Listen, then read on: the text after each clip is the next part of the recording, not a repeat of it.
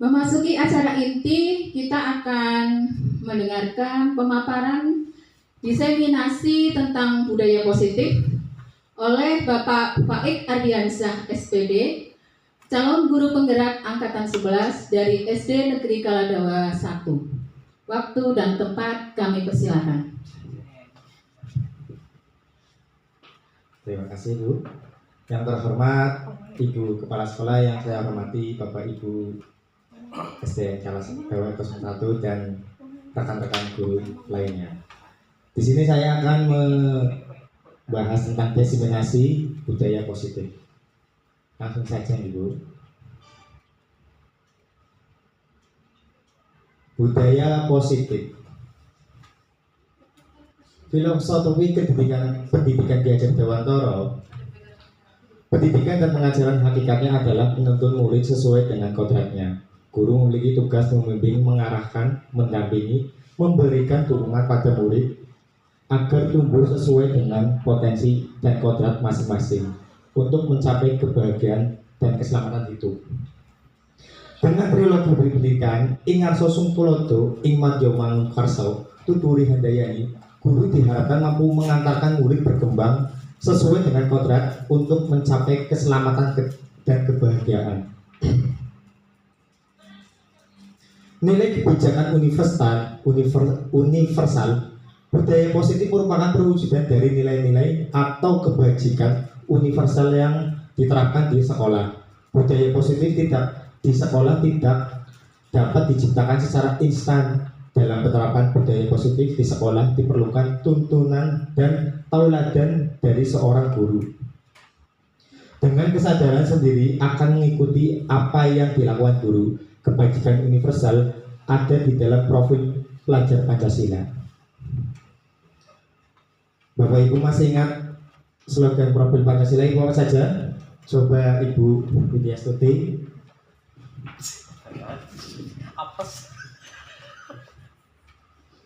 Yang pertama yaitu beriman dan bertakwa kepada Tuhan Yang Maha Esa dan berakhlak mulia, mandiri, bernalar kritis, kreatif, bergotong royong, berkebenangan global. Betul sekali. Itu adalah profil pelajar Pancasila. Budaya positif di sekolah adalah nilai-nilai kebijakan atau kebiasaan baik di sekolah yang berpihak pada murid agar mereka menjadi pribadi yang kritis, penuh hormat, dan tanggung jawab. Budaya positif meliputi 6 hal, yaitu perubahan paradigma, konsep disiplin positif, keyakinan kelas, kebutuhan dasar manusia, positif kontrol, segitiga restitusi. Perubahan paradigma. Filosofi pemikiran Ki Hajar Dewantara, anak bukan tabula rasa, maka pendidikan harus mempromosikan murid seperti memposisikan murid seperti sebuah kertas yang sudah memiliki sketsa yang harus ditebalkan. Pendidik menuntun segala kodrat yang ada pada anak-anak agar mereka dapat mencapai keselamatan dan kebahagiaan yang setinggi-tingginya, baik sebagai manusia maupun sebagai anggota masyarakat. Kodrat alam dan kodrat zaman. KHD menjelaskan bahwa dasar pendidikan anak berhubungan dengan kodrat alam dan kodrat zaman. Kodrat alam berkaitan dengan sifat dan bentuk lingkungan di mana anak berada, sedangkan kodrat zaman berkaitan dengan isi dan irama. Budi pekerti dapat diartikan sebagai perpaduan antara cipta, kognitif, rasa, efektif sehingga menciptakan karya psikomotor. Berhamba pada anak. Dari pengalaman Ki Hajar Dewantara dengan anak yang berhamba bernama Asri, kita harus memuliakan anak, memberikan kebahagiaan dan penghargaan setinggi-tingginya sehingga anak bisa selamat dan bahagia. Perubahan paradigma. Untuk menciptakan budaya positif, sekolah perlu menyediakan lingkungan yang positif, aman dan nyaman agar murid-murid mampu berpikir bertindak dan menciptakan dengan merdeka, mandiri, dan bertanggung jawab. Perubahan paradigma teori kontrol. Psikiater dan pendidik Dr. William Glasser dan kontrol teori yang kemudian hari berkembang dinamakan choice theory, meluruskan beberapa miskonsepsi tentang makna kontrol. Ilusi guru mengontrol murid. Pada dasarnya kita dapat memaksa murid untuk berbuat sesuatu jikalau murid tersebut memilih untuk tidak melakukan. Ilusi bahwa penguatan positif efektif dan bermanfaat. Penguatan positif atau bujukan adalah bentuk-bentuk kontrol. Ilusi bahwa kritik membuat orang merasa bersalah dapat menguatkan karakter. Menggunakan kritik dan rasa bersalah untuk mengontrol murid menuju pada identitas gagal. Ilusi bahwa orang dewasa memiliki hak untuk memaksa. Banyak orang dewasa yang percaya bahwa mereka memiliki tanggung jawab untuk membuat murid-murid berbuat hal-hal tertentu. Perubahan bawaan paradigma stimulus respon. Stimulus respon, realitas kebutuhan kita sama. Teori kontrolnya itu realitas kebutuhan kita berbeda. Stimulus respon, semua orang melihat yang sama. Teori kontrolnya setiap orang memiliki gambaran berbeda. Stimulus respon, kita mencoba mengubah agar paradigma pandangan sama dengan kita. Kita berusaha memahami pandangan orang lain tentang dunia. Stimulus respon perilaku buruk dilihat dari suatu kesalahan. Teori kontrolnya, semua perilaku memiliki tujuan. Stimulus kontrol, orang lain bisa mengontrol saya. Teori kontrolnya, hanya Anda bisa mengontrol diri Anda. Stimulus respon, saya bisa mengontrol orang lain. Teori kontrolnya, Anda bisa mengontrol orang lain. Pemaksaan ada pada saat bujukan gagal. Teori kontrolnya kolaborasi dan konsensus menciptakan pilihan-pilihan baru. Model berpikir menang atau kalah. Teori kontrolnya adalah model berpikir menang-menang. Disiplin positif. Ketika mendengar kata disiplin, apa yang terbayang di benak Anda? Apa yang terlintas di pikiran Anda? Kebanyakan orang yang menghubungkan kata disiplin dengan kata tertib, teratur, kepatuhan pada peraturan. Kata disiplin juga sering dihubungkan dengan hukuman. Padahal itu sungguh berbeda. Karena belajar tentang disiplin positif tidak harus dengan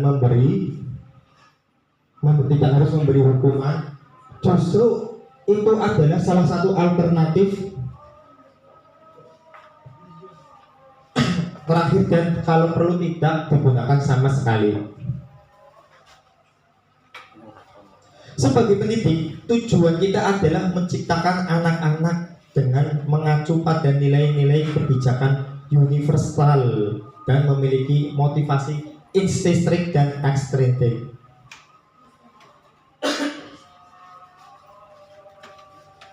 Apakah Anda setuju dengan pernyataan ini? Mendisiplinkan anak dengan hukuman anak harus dipaksa dulu, nanti akan terbiasa. Bagaimana Parisen, setuju atau tidak Parisen?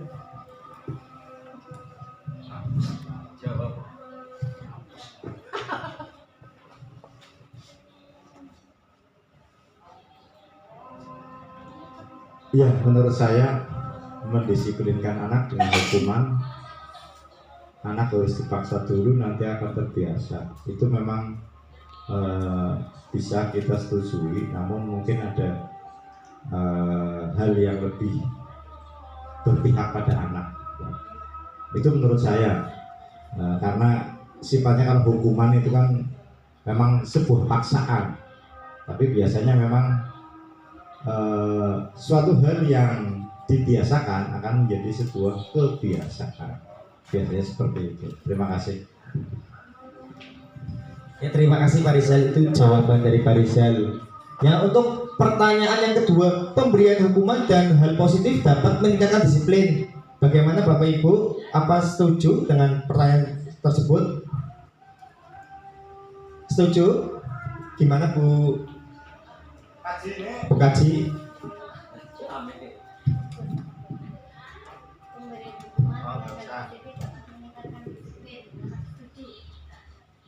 Setuju, oh iya. Oh iya, pertanyaan setuju kan. Selanjutnya, pemberian penghargaan dapat meningkatkan motivasi belajar anak. Bagaimana Mas Denny, setuju atau tidak? Setuju.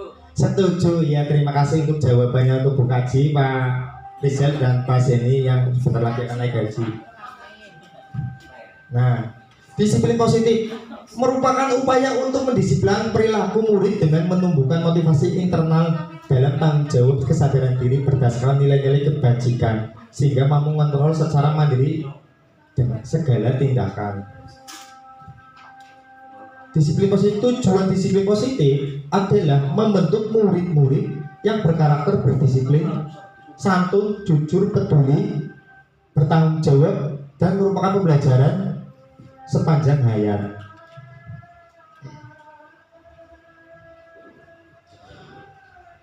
Motivasi perilaku manusia. Yang pertama itu menghindari ketidaknyamanan atau hukuman. Motivasi perilaku manusia itu ada dua, ya, eksternal dan internal. Yang eksternal itu yang pertama menghindari ketidaknyamanan atau hukuman.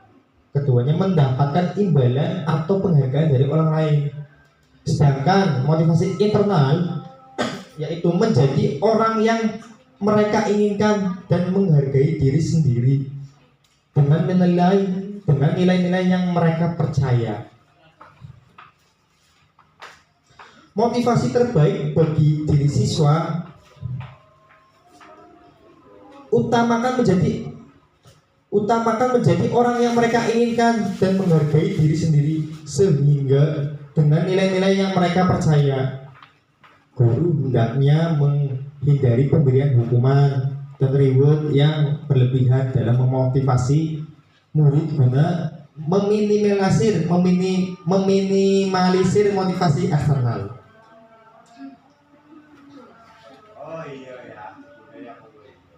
Keyakinan kelas.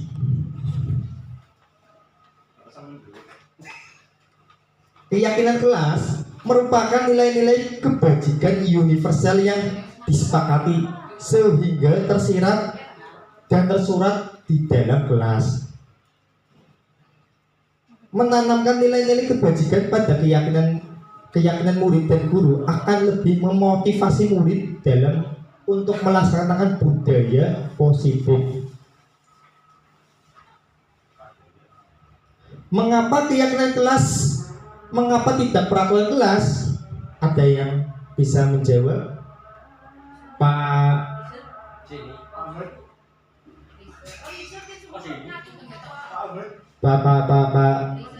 Rizal bisa menjawab? Pak Rizal lagi. Terima kasih.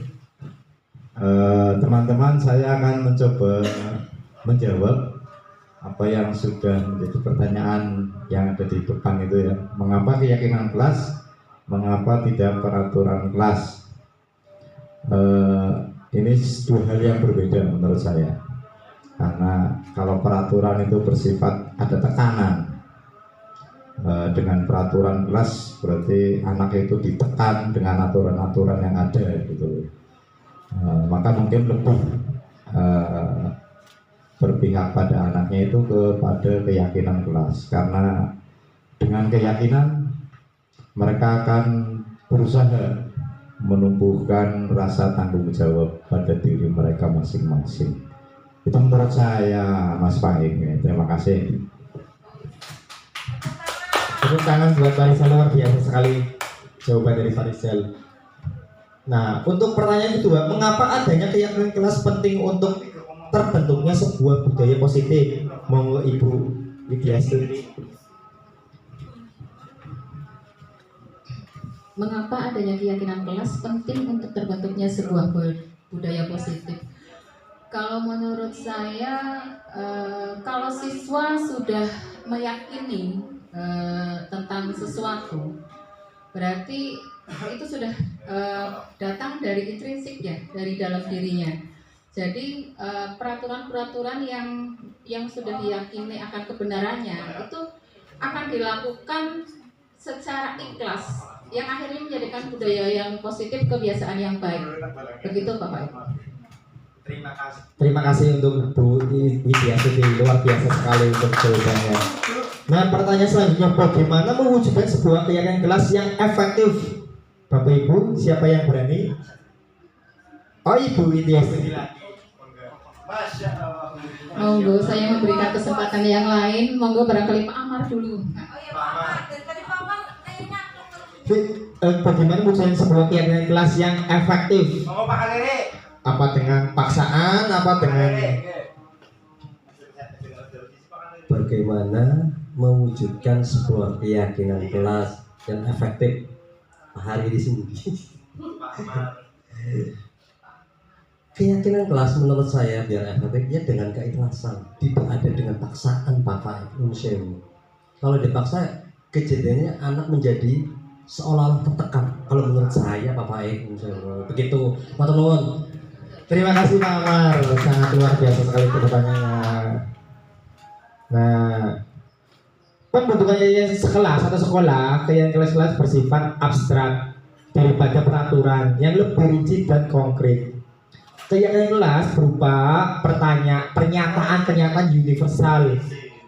Pernyataan keyakinan kelas senantiasa dibuat dalam bentuk positif. Keyakinan kelas hendaknya tidak terlalu banyak, sehingga mudah diingat dan dipahami oleh semua warga kelas. Keyakinan kelas sebaiknya sesuatu yang dapat diterapkan di lingkungan tersebut. Semua warga kelas hendaknya ikut berkontribusi dalam pembuatan keyakinan kelas lewat kegiatan curah pendapat. Bersedia meninjau kembali keyakinan kelas dari waktu ke waktu. Jadi ditinjau lagi ya Bapak Ibu. Selanjutnya, ketika motivasi muncul dari dalam diri murid, internal murid, maka secara tidak langsung memunculkan kesadaran untuk melaksanakan budaya positif. Murid akan lebih merasa bertanggung jawab dalam menjalankan nilai-nilai kebajikan yang disepakati. Kebutuhan dasar manusia.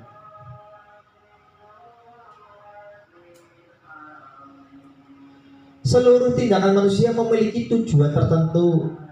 Semua yang kita lakukan adalah usaha terbaik kita usaha terbaik kita untuk mendapatkan apa yang kita inginkan.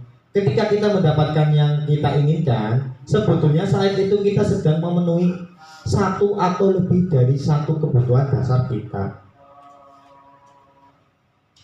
Kebutuhan bertahan hidup atau survival adalah kebutuhan yang bersifat fisiologis untuk bertahan hidup, misalnya kesehatan, rumah, dan makanan. Kasih sayang dan rasa diterima, kebutuhan untuk diterima. Kebutuhan ini dan tiga kebutuhan berikutnya adalah kebutuhan psikologis. Kebutuhan untuk disayangi dan diterima meliputi kebutuhan akan hubungan dan koneksi sosial.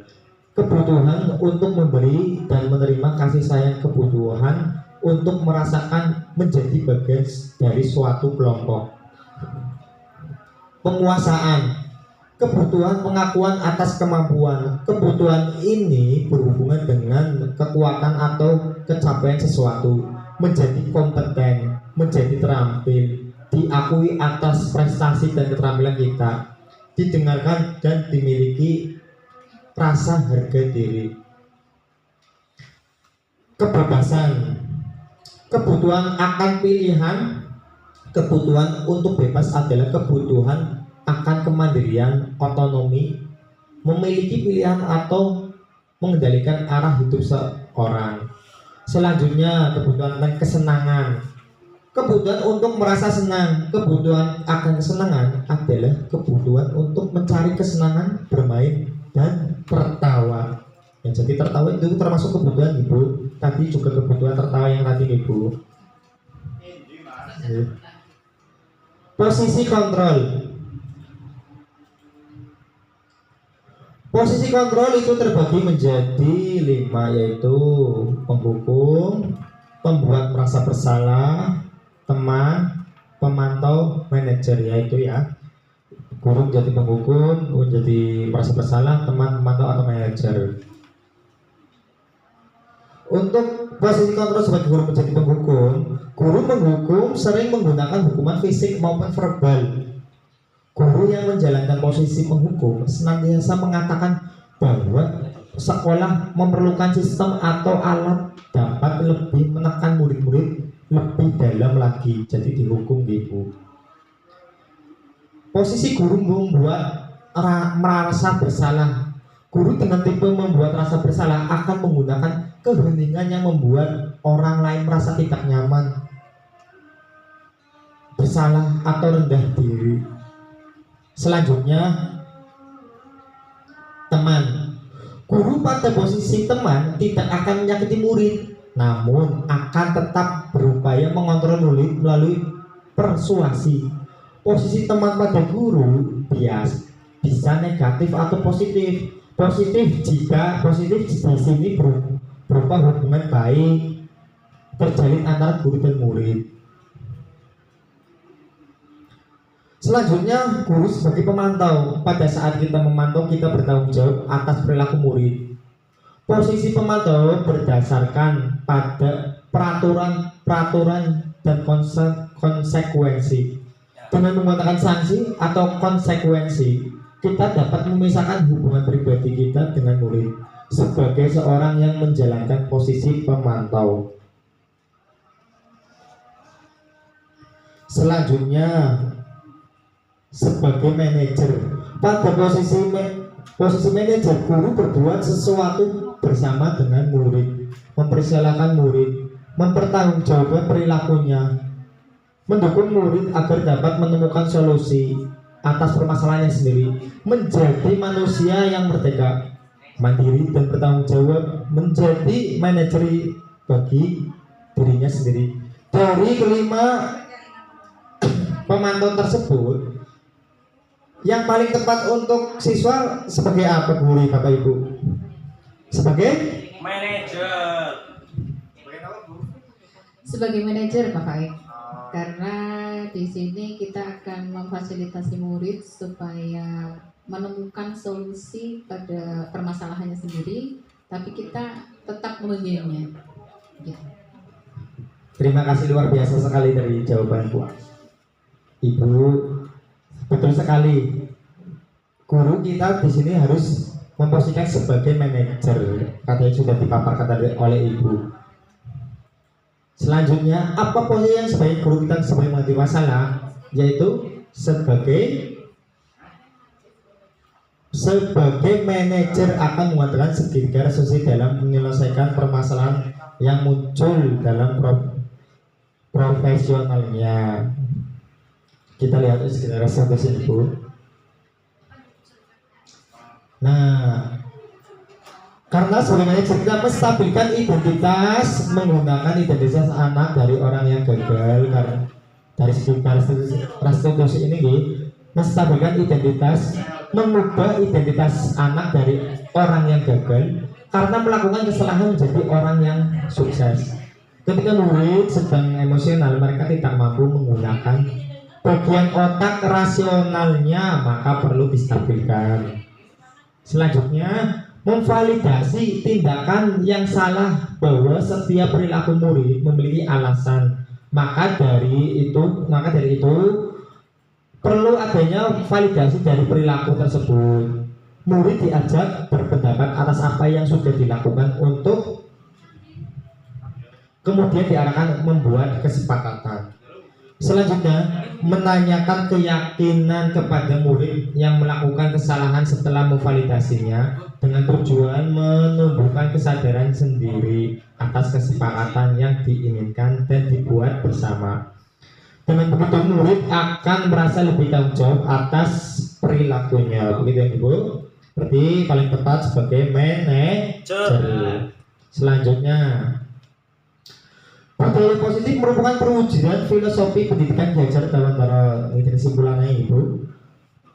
Budaya positif merupakan perwujudan dari filosofi Ki Hajar Dewantara yang menjadi tujuan pendidik nasional, yaitu pendidikan yang berpihak pada murid yang berorientasi pada cara menuntun dalam tumbuh dan berkembang sesuai dengan kodratnya untuk mencapai keselamatan dan kebahagiaan. Kesimpulan pertama. Yang keduanya, untuk mewujud budaya positif, maka seorang guru perlu memiliki nilai-nilai sebagai berikut, yaitu berpihak pada murid, mandiri, reflektif, kolaboratif, dan inovatif. Selain itu, guru juga harus mampu menjadi pemimpin pembelajaran. Coach yang bagi rekan guru mendorong kolaborasi mewujudkan kepemimpinan murid dan mengarahkan komunitas praktisi. Selanjutnya terakhir nih, guru hebat mampu membawa perubahan positif baik bagi guru sendiri, orang lain, dan sekolahnya. Salah satu perubahan yang sesuai dengan tujuan pendidikan nasional adalah terwujudnya budaya positif sekolah. Dengan muara akhir adalah pendidikan yang berpihak pada murid dengan prakasa perubahan berpedoman pada prinsip inquiry, apresiatif, dan tahapan belajar akan memudahkan mencapai budaya positif di sekolah yang sesuai dengan filosofi pendidikan Ki Hajar Dewantara. Berikut pemaparan dari saya tentang budaya positif. Semoga bermanfaat bagi Bapak Ibu. Terima kasih. Mohon Bapak Ibu ditutup. Alhamdulillah, terima kasih. Kita sudah melihat dan mendengarkan pemaparan diseminasi tentang budaya positif oleh Bapak Faik. Semoga apa yang kita dapatkan hari ini bisa kita terapkan kepada siswa kita untuk kemajuan sekolah kita, untuk kemajuan pendidikan kita yang sesuai dengan cita-cita Ki Hajar Dewantara, yaitu menghamba pada murid. Sepertinya sudah cukup dari saya. Mari kita tutup acara hari ini dengan bacaan hamdalah. Alhamdulillah. Salah. Ini Asila, kamu tahu nggak kenapa Pak Asila dipanggil Pak Guru hari ini? Nggak tahu. Tadi ada Asila yang lapor Pak Guru bahwa Asila telah mematahkan penggaris temannya Asila. Kenapa Asila?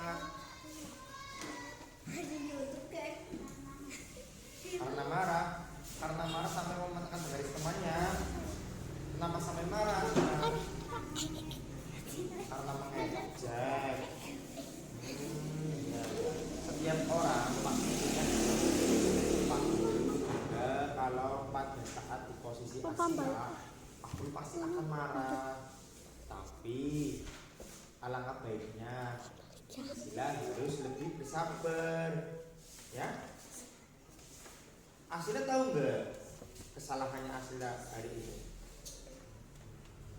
Asila tahu salah.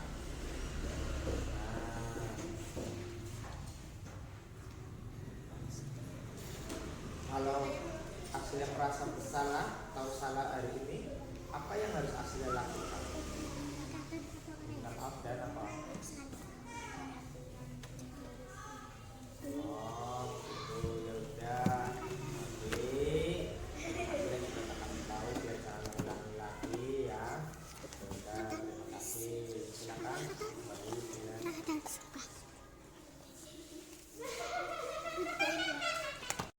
Gimana kabar kamu? Habis istirahat makan apa? Allah. Farah tahu nggak? Di pagu pelajarannya apa ya? Ayo, kesalahannya apa yang kamu tahu? Tadi kamu tidak mengerjakan PR. Kenapa tidak mengerjakan PR?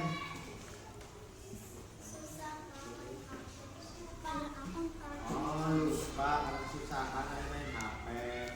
Seharusnya kemarin kamu mengerjakan PR belajar ya.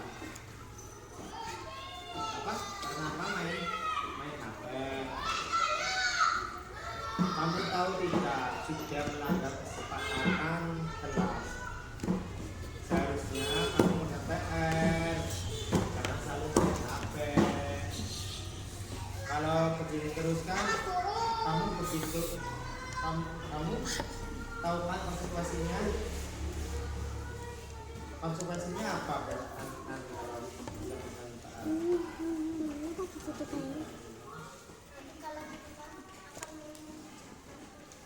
oh iya besok lagi jangan ulangi lagi ya. Nanti kalau pulang kamu mengerjakan tugas ya. Tahu kan kesalahan kamu kesalahan apa tadi? Ya. Gendana sila.